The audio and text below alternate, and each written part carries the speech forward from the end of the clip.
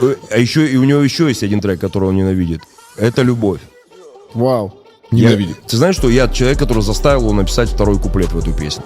Потому что он мне скинул демо, говорит, блядь, что это хуйня, блядь, послушай нахуй. Мне нравится, как он говорит о своих искренних, милых песнях, вот так, бля, хуйня, послушай, блядь.